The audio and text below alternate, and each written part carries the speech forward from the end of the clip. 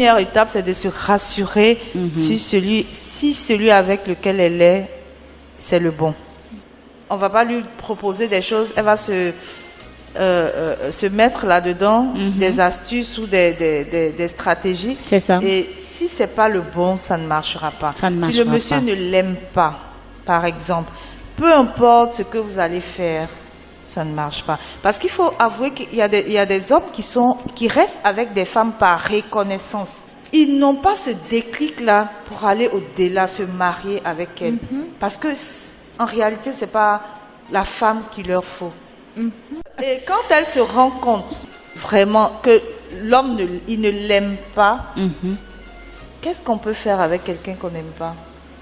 Donc, c'est de prendre la responsabilité de sa vie. Parce que vous êtes avec un homme qui ne vous aime pas en réalité. Peu importe ce que vous allez faire. Il ne vous aime pas, il vous utilise, il profite. Oui. Le jour où il va tomber sur celle Qu'il l'aime là. il va vous lâcher. Maintenant, la deuxième des choses. Si on est rassuré que l'homme avec qui nous aime, mais ils peuvent avoir des éléments qui font qu'on n'est pas encore marié, il faut identifier ces éléments-là. D'accord. Il y a d'abord, si on étudie l'homme, on se rend compte que, bon, vraisemblablement, on n'a vraiment rien à lui reprocher, à part le fait qu'il ne veut pas s'engager, qu'il ne veuille pas s'engager. Il ne veut pas s'engager. Il faut se remettre en cause personnellement. Et on a le compagnon qui se plaint à chaque fois, mais on ne change pas. Un homme qui a connu un certain traumatisme dans sa vie de couple antérieur, et il vous rencontre, il pense que vous êtes la femme idéale, et arrivé dans le couple, vous changez complètement. D'accord?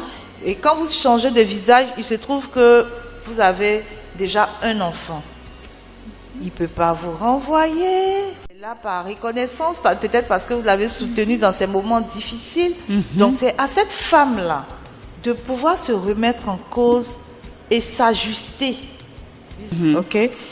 Et la troisième, on va dire, l'autre solution, c'est la prière. Parce que déjà, même la prière, c'est la base. OK? Le mariage, c'est l'institution de Dieu. D'accord?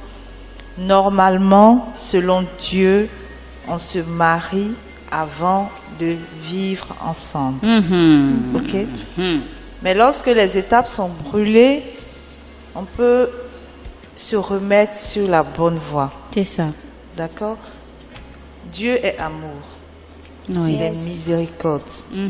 Donc, de demander on va dire, sa miséricorde, prier pour son partenaire, pour sa relation, de sorte à ce que Dieu permette que les choses s'ouvrent. OK. D'accord.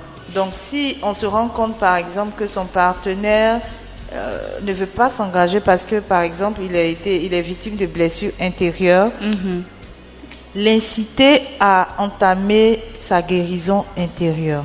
D'accord. D'accord? Il faut pouvoir l'inciter. S'il aime sa femme et que c'est juste des peurs et des appréhensions, ça peut se régler. OK. Donc, elle doit s'armer de beaucoup de patience et de stratégie. Elle doit avoir de la stratégie. La stratégie, c'est qu'elle se comporte comme une femme dont un homme déjà aurait envie d'épouser. C'est ça. D'accord? Tout à fait. Donc, comme je dis toujours, les deux fondamentaux dans une vie de couple réussie, c'est que l'homme se sente chef, roi, chef de famille, roi, respecté, et la femme se sente aimée. D'accord. Donc, si on est consciente que on traite son homme comme il le faut, ça veut dire que le défi se trouve ailleurs.